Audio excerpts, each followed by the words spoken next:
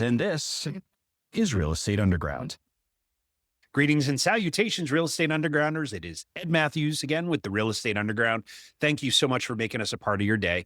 I do want to ask, and first off, I want to thank you because we just found out, I was telling our guests, we just found out today that we are a top 15 global podcast in the multifamily space, which we're on a list of about 90 really good podcasts. That comes from the fact that you folks listen, you folks follow, and apparently somebody's filling out some questionnaires because we got some good news. So thank you. If you are new to the show and you like what you hear today, or you listen to some of the other episodes, one of the things you can definitely do to help us grow and help us find subjects and guests who will pique your interest as well is to follow us. I read every single comment and I try to respond to as many as possible. So thank you. And with that, I have a guest here who his domain expertise and subject matter expert is near and dear to my heart for a couple different reasons. One, we just signed a big deal to do something very similar to what he does. It's similar, but not the same. And also he's leading the wave of alternative energy. And also turns out that it's helping multifamily owners make extra money. With that, Owen Barrett from Shine, congratulations on your success and welcome to the show. Thanks for having me. Yeah. So Owen, for those folks that haven't discovered Shine yet, why don't you give us a little bit about what the company's all about, and then we'll get into it. Yeah, so Shine is the only turnkey solar solution for the multifamily industry. I think that's really important for kind of a number of reasons. We developed Shine after acquiring 650 multifamily units throughout the Midwest and treating that portfolio as a guinea pig in terms of what's the best way to deploy solar on multifamily. And what we noticed was there's a lot of solar contractors that don't understand multifamily. And then there's a few software companies out there that understand how to bill tenants once solar is installed, but there was nobody doing both. And it's created this sort of nightmare scenario where a multifamily operator or owner had to go do the due diligence on a contractor and then work with a billing company. And the more parties involved, the more complicated these projects get, and they're already complicated and expensive. So we spent about 2 years developing a turnkey solution, brought the installation expertise with a proprietary billing platform, and launched Shine to really try and decarbonize the multifamily space via on-site solar. Excellent. So how do you track that? What are the KPIs that you're particularly focused on? Yeah. So just within the decarbonization space, it's a lot easier to decarbonize a new building than it is existing. So you see a lot of people focused on how do I build new buildings the right way with a lower carbon footprint? That's how we should be building these things. Leads or something else? I personally don't put a lot of emphasis on building rating systems because I think the rating themselves are really expensive and you could get to the same results without the rating. I also think how you operate a building is more important than how it was built. And the rating systems tend to focus on how things are built, not what happens once it's in operation. Of all the buildings that exist today, I think 2/3 or 70% will exist in 50 years. And 40% of global emissions are from the built environment. If we want to have an impact on emissions, we have to go after existing buildings. And multifamily is not known to be the most innovative industry out there. They're slow to move, risk averse. And so I just thought it was a really interesting opportunity to try and go after this space specifically and come up with a model that's not leading with environmental metrics, saying, let's do this for the trees. Let's do this for the polar bears. Let's do this for the kids. It's let's do this because it will make you more money. It's better for your tenant. And it's also good for the environment. And so let's talk about the money then. One of the things I think I mentioned on our previous show as well, we just signed so we've gotten into land development. And one of the things that we discovered here in Connecticut was the incentives to work with local solar companies to build infrastructure is frankly pretty lucrative, right? And we carved out probably 10, 12 acres, I believe, for a solar farm here in central Connecticut. And we're in the process of permitting and getting that entitled and all that. And the local government and the state government have been really supportive. It seems like it's going to happen. So in our scenario, not going on a building, it's going on raw land. It is basically a ground lease where they're putting a 5 megawatt battery and a bunch of solar panels down and then connecting it to the 3-phase grid and off we go. How is what Shine does? How is that different? We have come up with a business model that focuses on helping owners of buildings, generally existing buildings, but we do work with new development too, installing on-site solar on those properties. And so when you think about your typical apartment building, think about like 200 unit garden style property, the common area meters, so the electric meters that are covering the leasing office, the fitness center, the pool, the exterior lights, that's only responsible for 5 to 10% of total Right. emissions at the property. 90 to 95 is from tenants. You have a lot of solar companies that are pitching owners on, let's go install solar on your common area meters. And it doesn't work for a number of reasons. Generally, the numbers are too insignificant to get anybody's Right. attention. The second piece from a decarbonization story is, what's even the point of offsetting 5% of the total emissions? Like, it's a drop in the bucket. So we tried to think from a first principles approach. How could we actually decarbonize multifamily? And in order to do that, you have to install solar on the tenant meters. And in order to do that in most states, you have to install one small solar system per apartment unit. So each apartment unit is getting its own small solar system, a small residential system that's interconnected into the tenant's electricity or utility meter. And then there's software required on the back end to monitor all of these individual systems, to bill all these individual tenants. It's really been built from the ground up to decarbonize existing buildings. And then again, it works for new construction too. It's really purpose built to decarbonize existing apartment buildings, not take vacant land and put a solar farm on it, which is Yeah. also important. But that space is way more competitive than the space that we're operating in. Each individual unit has an array of solar panels, or at least one, I assume, and all the back end infrastructure as well as the software to manage it. So it's not like an Eamon Demon kind of thing where you're bringing in one trunk and then calculating what is the usage, right? If I'm understanding you properly. There's 3 states in the US, to my knowledge, that have something called virtual net energy metering, where and the states are California, Colorado, and Massachusetts, where apartment owners can install a large array into the common area meter and virtually allocate the benefit to tenants. Right. It's square footage similar to RUBS. It's really easy. The challenge is that there's 47 states that don't have that. So how do you install solar in those 47 states? You have to install a small PV system into each apartment unit. So a studio may get 4 panels, a 1-bedroom may get 5 panels, a 2-bedroom may get 6. From the roof is covered in solar panels. You'll have, instead of 1 conduit pipe coming down the side of the building, you may have 3 or 4. And then from those 3 or 4, they kind of branch out to the meter bank.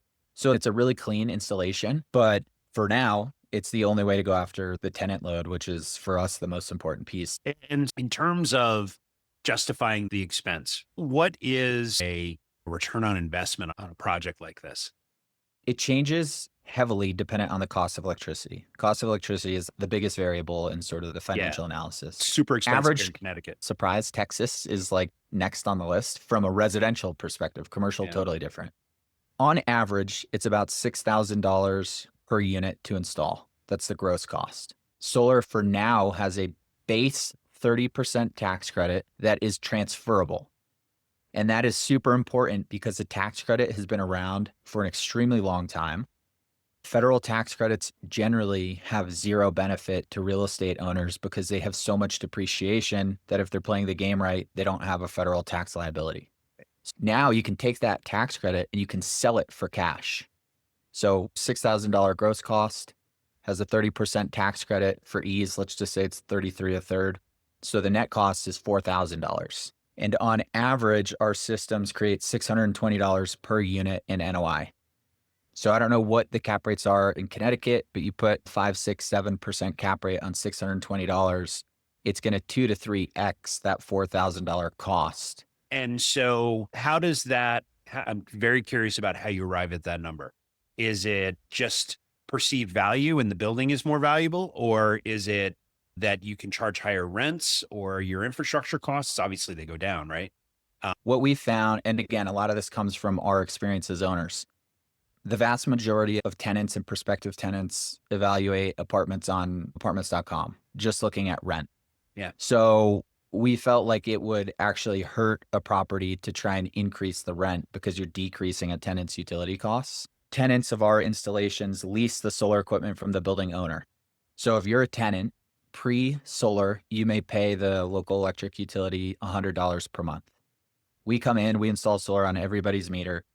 Everybody's electric bill drops to $50 per month. So now you're saving $50 per month. you're going to pay the building owner $45 per month. The building owner is making an additional $45 per month in what we call solar income. Yeah. And it's that mechanism that has to exist to justify the initial CapEx cost in the first place. If you Right. can't somehow drive the value back to the owner, then they're never going to spend the $1 million or whatever it's going to cost to install solar to begin with. Yeah, but the return is excellent. Just in the $540 a year, just in additional revenue, right? Mhm. On a $6,000 expenditure, it's a no-brainer. Yeah, and it's actually a $4,000 expenditure when you transfer the tax Right. credit. Yeah, the numbers are Okay. persuasive. It's usually mid-teens IRR. It's a double-digit cash-on-cash return. We think it makes sense on the business case. Sure does. So after this show, I'd like to have a conversation about a very close friend of mine who has a couple hundred units that might be interested in this.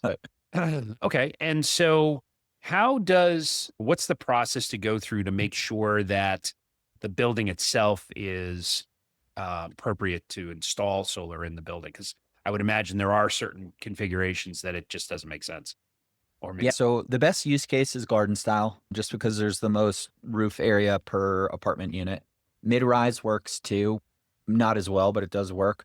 High-rise, it doesn't really work. Usually when we get into a high-rise scenario, if there's surface level parking, we'll install carport solar to yeah. just go after the common area load. But so garden style is the best. The age of the roof is really the thing that we look at the most closely. We don't like to install solar on roofs that are about 12 years or older. There can be certain situations where roofs up than others, but generally 12 years or newer is when we will install. And then what's really interesting from our model is a lot of times in what's called C&I solar, commercial and industrial, you have to do a site visit before you can give hard numbers or even soft numbers, because oftentimes you have to upgrade the electrical service because the amount of energy that your solar system is producing is too much for the main service panel to handle. You have to do an upgrade, costs a lot of money, takes a lot of time. We have not run into an instance where we have to upgrade any electrical Well, infrastructure that's yet. big. It's huge. Yeah. So electrically, we have not run into a building that doesn't work. We have seen some with roofs that are too old, and we generally suggest that they replace the roof before they put solar on, because Yeah. we don't want to be that company that puts panels on and then the roof has to be Yeah, replaced 5 years 5 years later, later. right? Right. Exactly. Okay. And so as you're going through, you got to do a site visit. Like, what's the process? So walk me through. Ed calls Owen and says, "Hey, man, I'm ready to move forward." What happens next? First, we'll do a remote analysis that is usually within 5% in terms of how big the system size is going to be, what it's going to cost, what it's going to Okay. save. If that looks good, we'll do a site visit to confirm any assumptions, just make sure we're not missing anything. And then we'll move to an installation agreement once we firm up the numbers. We can't dictate how long it takes that installation agreement to be signed. Sometimes it's a week, sometimes it's 6 weeks, sometimes it's 3 months. But once it's signed, we'll move into engineer and permitting. That usually takes 2 to 4 weeks. Once the plans are submitted, that depends on where it's being submitted. California and New England generally take 2 to 3 months. Everywhere else usually takes 6-ish weeks. And then the physical installation takes about 4 weeks. Yeah, solar is not, if done correctly, it's very repeatable, this model. It's a bunch of small residential systems on an apartment building. So it sounds really complex, and there's a lot of administrative work that goes into it, a lot of permits, a lot of engineering, a lot of interconnection agreements, but the physical installation is probably the easiest part. So the other thing I'm curious about is selling it back to the power company. Is there additional energy that gets stored somewhere? And if so, how do you store it? In most instances in garden style properties, our energy is being used in real time for baseload. So Okay. we're only offsetting 30 to 50% of total consumption at the unit level, which we see as a good thing, because once you start producing more than 50% and you start exporting energy, the model gets a lot more complicated because you have to understand the net metering rules. What is the value of electricity that the utility is giving you, if Right. any, when you export it to the grid? Thankfully, our systems export little to no energy, which Okay. makes the financial modeling a lot easier. Yeah. And to understand on the building owner side as well. Exactly. Yep. Okay. All right. What question am I not asking you that I should be asking you? I've tried to get as geeky as I could, but my solar knowledge is only so deep. Yeah, a lot of the questions we get all the time is, Owen, if you're telling me that it's a 17% IRR and a 10% cash on cash return, why is everybody not doing this? It's education, and that's our job. That's why I'm going on all Yeah. these podcasts. That's why I'm trying to get the word out. Until last year, literally, there was no way to monitor systems and bill tenants for this unique installation approach where you're interconnecting into every single apartment unit. Yeah. Now it exists. So we're just trying to get the word out. Multifamily's in a tough spot right now. Expenses are up, rent has stagnated. People need to get creative in how they're creating value. And so we're just trying to get the word out that there's a new way to generate a lot of income that almost every group has not come across before. It's like the Excellent. early days of bulk internet.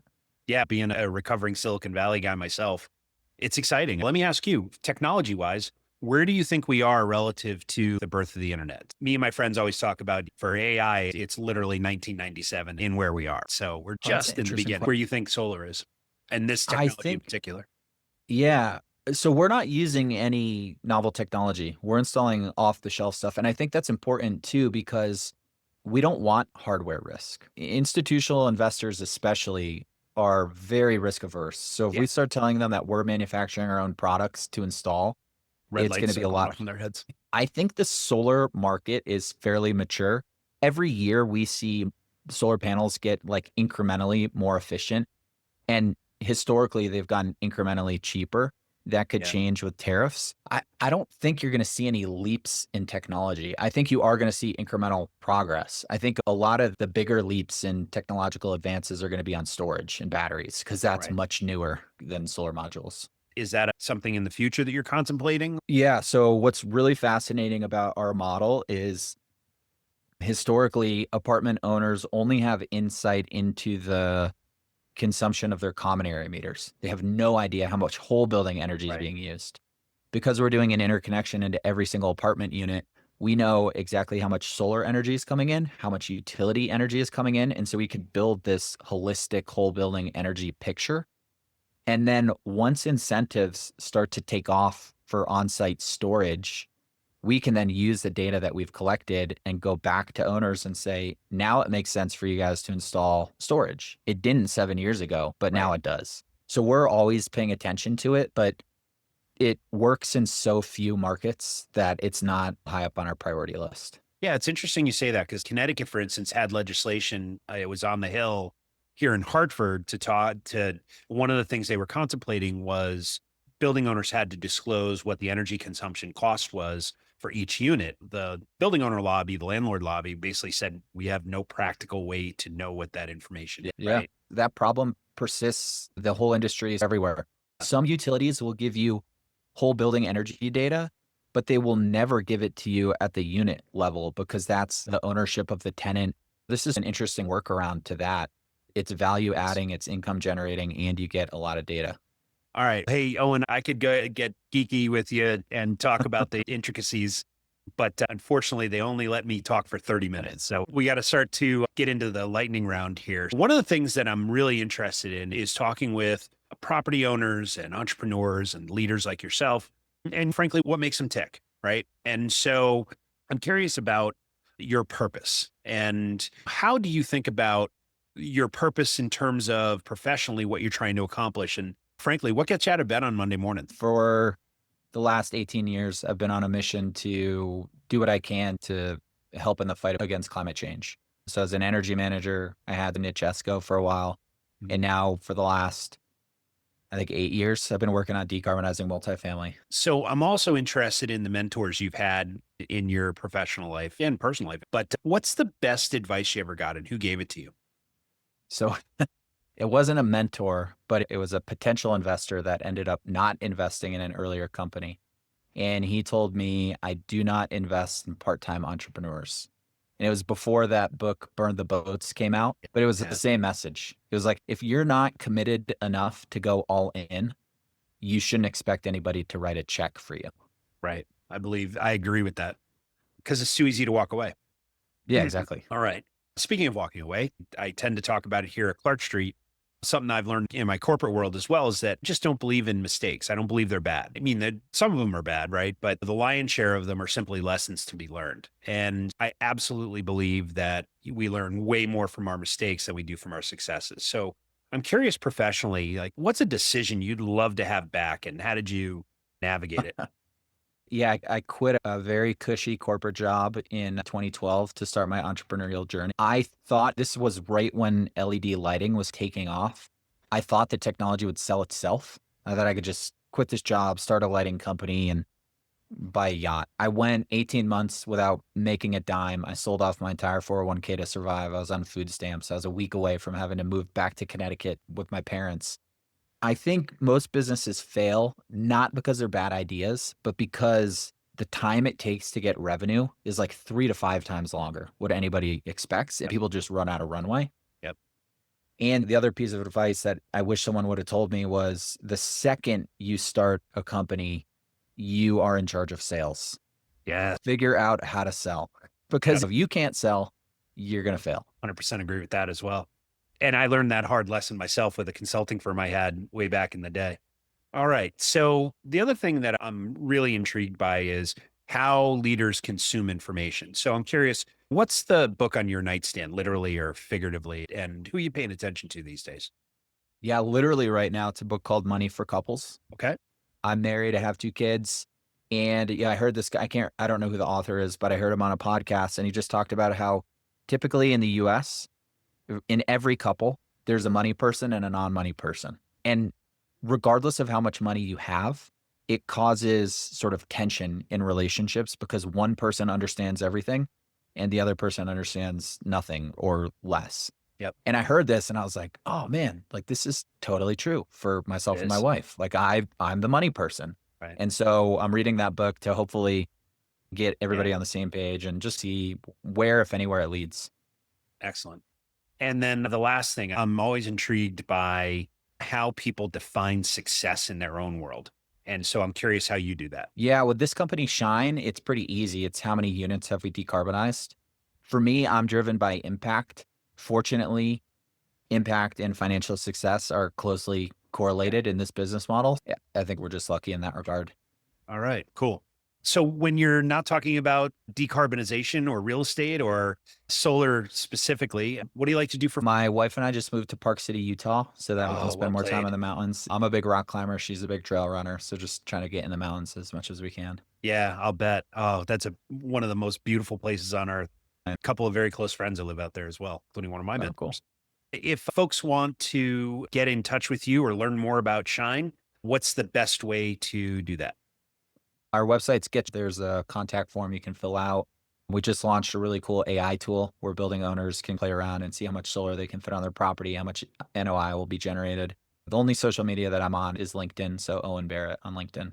Okay. Owen Barrett, thank you so much for your time today. I got a lot smarter about your product, so I'm excited and I'm serious about having that conversation with you about my own portfolio. Thanks for joining us and continued good fortune. Yeah, thanks for having me. This has been the Real Estate Underground podcast. Thank you so much for listening. Don't forget to rate, review, and subscribe. It helps us grow. Until next time, happy investing.